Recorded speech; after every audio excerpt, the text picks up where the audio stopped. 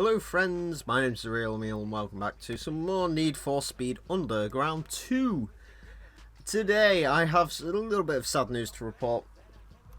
Basically, episode 16, which is what, this is going to be episode 16, but the thing that I just recorded, unfortunately, my Elgato, because it's an Elgato, decided that when I tried to resync the game audio, or the game sort of input thing, which is what I usually do, is actually just unplug the USB device and then just redo it that way. Yeah, it decided that what it wanted to do is make my computer physically restart and then mincemeat the episode. So I do apologise for that. Basically, all we really did in that episode is I actually went ahead and finally upgraded the Hummer. And I also did some of the SUV races. So you haven't really missed much.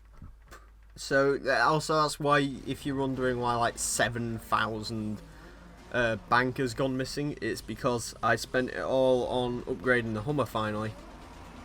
So that's a bit of a shame.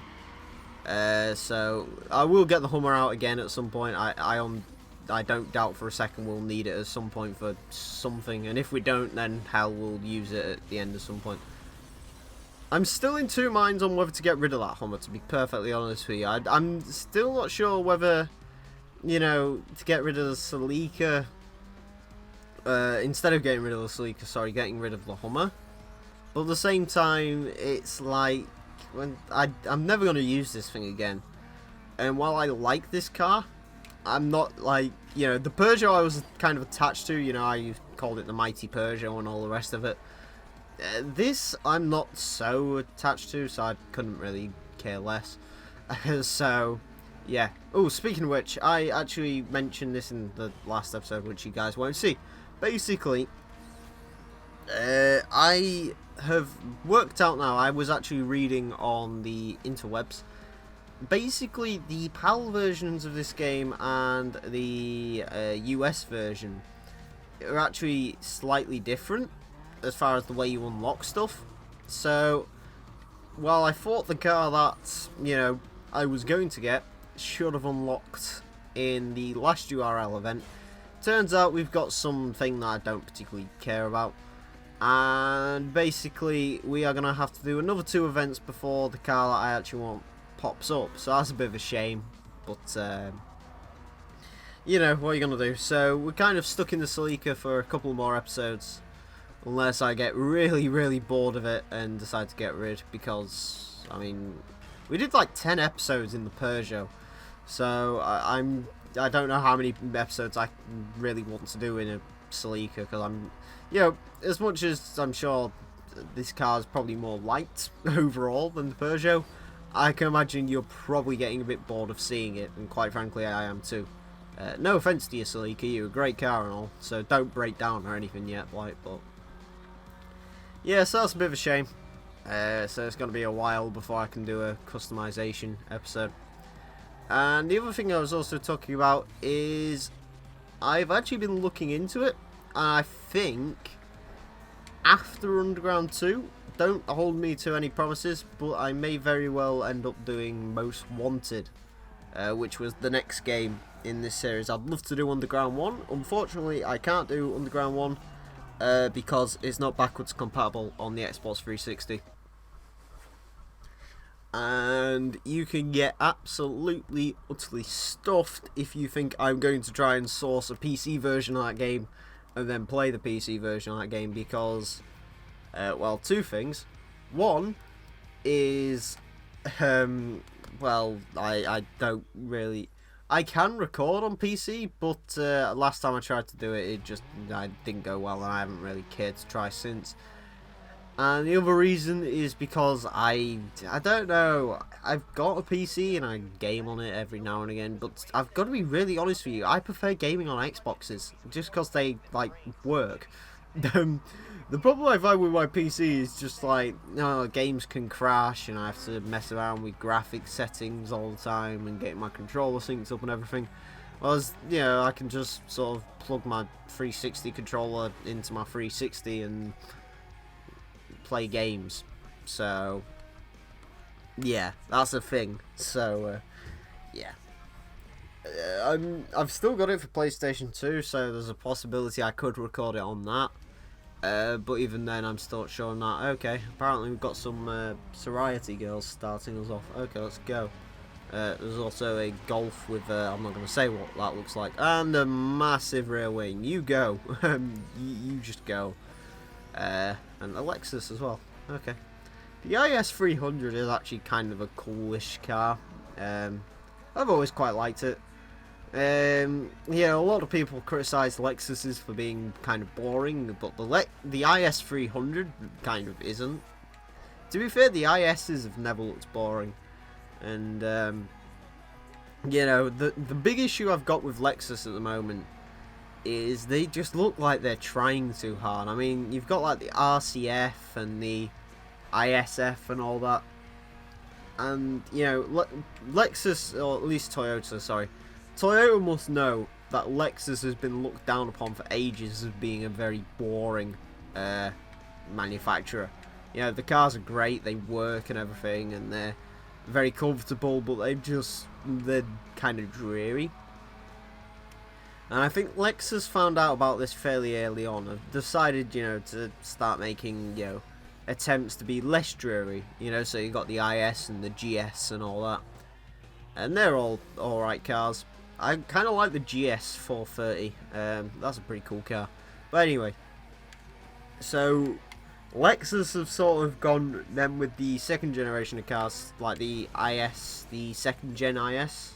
I'm not sure if there was an IS before, but you know the one I mean, the one that was after the IS in this game, the ISF, basically. You know, I think they also hit the nail on the head there. That wasn't a boring looking car. From what I can tell, it was actually really cool to drive as well. But now with the new model and this RX thing, which was designed by will.i.am, you're like, yeah, you're kind of trying too hard now, and no one cares. I certainly wouldn't buy a modern Lexus, as in like one of the like brand new ones off the lot. No, I'm sorry. I don't get it either, because like the IS had a really good looking shape, and now they've kind of made it all angles, and it looks really, really stupid. The RCF is also absolutely hideous. I hate that car. Well, there's, you know, like the LFA and the ISF and the GS even. The GS was a little dull, but, you know, those cars at least didn't look... They didn't look dull, but at the same time, you know, they actually looked like they weren't just there to sort of make the company look less dull, if you kind of get where I'm coming from. So, yeah. Lexus is cool, don't get me wrong. They've made some decent cars, but, you know, through the 90s they were drearies. Through the 2000s, or the noughties, you know, they were pretty good. And now they've just kind of gone off the rails and, I don't know, started licking windows and drinking chocolate milk, so, yeah. Anyway, off of that, we're about to win a race. Yay. I'm doing circuit races because I absolutely suck at drag racing. Well, actually, no, it's not me, it's the car. The car sucks at drag racing. And, yeah, we kind of need to get off our high horse and start going for these damn URL events. And pray to God to show up, because I really have this bad thought at the back of my mind that what happened before with me and my Nissan Sentra, where basically the game just stopped giving me anything to do, I've got a really bad feeling that's going to happen again. So yeah, here's hoping to the fact that maybe some decent events will actually come up soon. I don't know if I'm supposed to do any start events or anything either, so that's fun. Or I might even need to build the car to a decent spec. Oh, I guess I'll show you, you know, I'll show you what car we last unlocked, I guess. Because it's in here somewhere. Actually, I also, just to double check as well. Blah, blah, blah, blah, blah, blah, blah, blah, blah. Yeah, we unlocked that. Not really that interested in that. Lexus, again, that's kind of cool. And then we're sort of back to the Sleeker. So, you know, nothing that I actually want to use has popped up yet. So that's a bit unfortunate. Just making sure that... To be fair, that white chocolate, I've had a bar of white chocolate and it's absolutely disgusting. It tastes like baking chocolate. Damn German crap. Anyway, onto a circuit race. We got money for doing a burnout. Okay, whatever you say. Oh, I almost killed a minivan. Or almost got killed by a minivan. Whichever one you know prefer to think me in. Okay, anyway, let's go. That's a really awkward set of corners, that as well. I still hate it. Right. In fact, I'm pretty sure one of those special events... Oh, God. I think it's that one. That one is probably a photo shoot of some description. So we'll go investigate that in a minute. But I guess we have to do this circuit race. Yay. Circuit racing. And it's a long one as well. I hope 5 miles doesn't refer to the amount of how long it actually takes to physically get around the course, because that's just going to be hell. Oh, it's only a 2-lap race. Okay, I guess that kind of makes sense.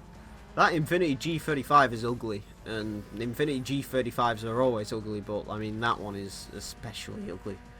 I don't know, the Infinitis, the G35, that just seems like such a boring car to me. It's got no interesting styling features on it whatsoever.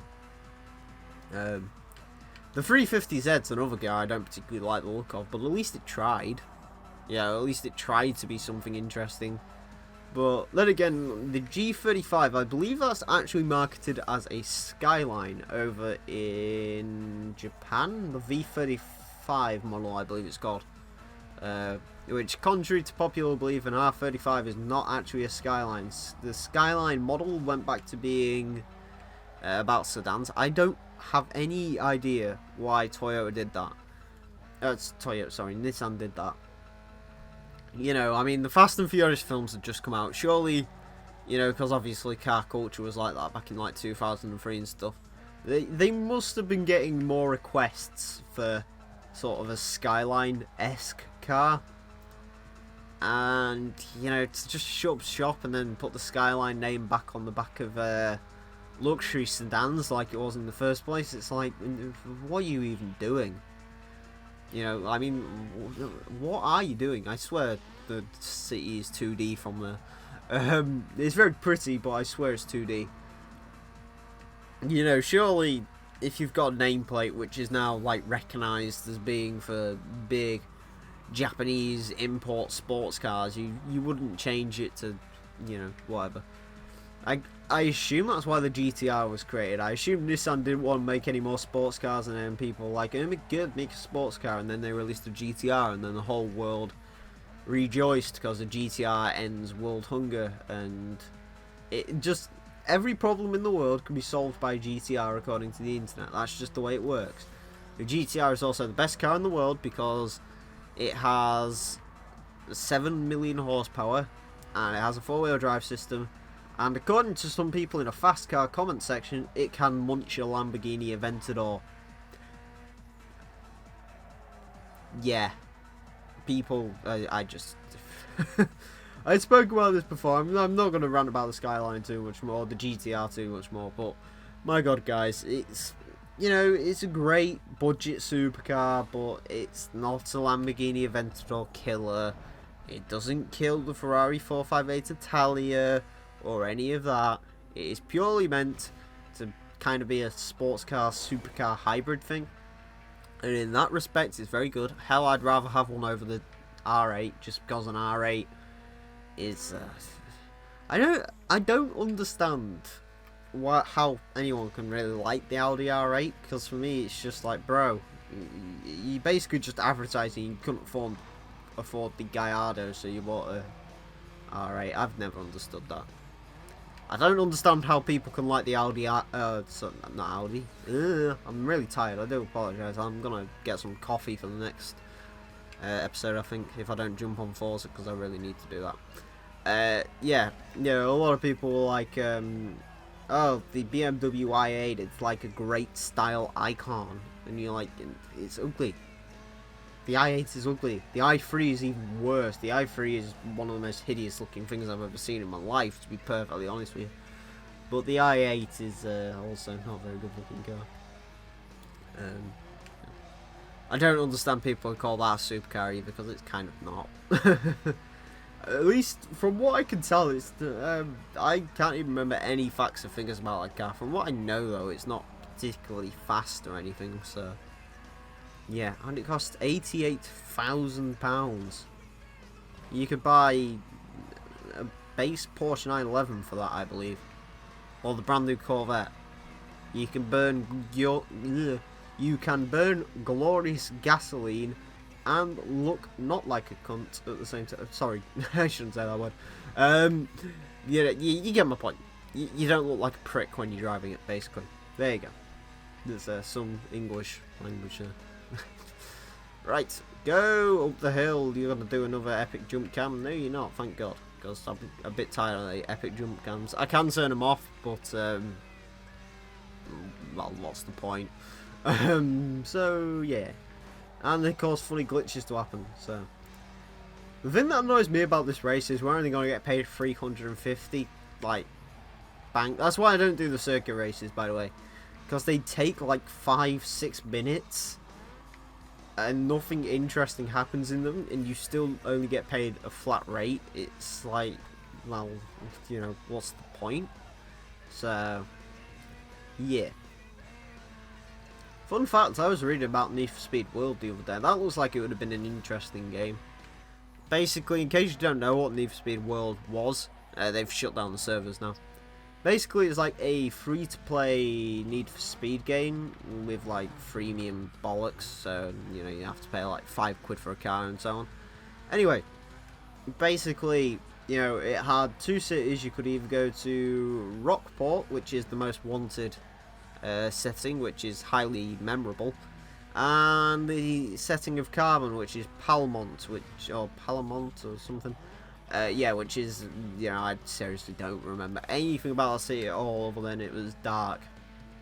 That's it. That's all I remember about that game. It was very dark. So yeah, and you could sort of play in those 2 areas, and it was kind of cool and stuff. And where's my phone? Where is my phone?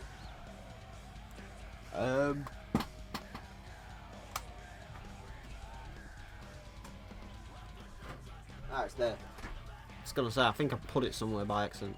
Yay, $350. Forza Motorsport went live on Twitch. I just, yeah, okay. Anyway, mates. Hopefully, we've actually unlocked an Underground Racing League race now. Otherwise, I'm not going to be very happy. Please tell me there is something to do. There is! Yes! Aha! Ha ha ha ha ha ha ha ha ha ha ha ha ha ha ha ha. Oh my god, yay. Let's go. Boost. And boost. Yes. Right, let's go. Let's go, quick, get to there. We might even do it in this episode, or I might leave it on a cliffhanger. I'm really not sure. Shall I be nice or evil?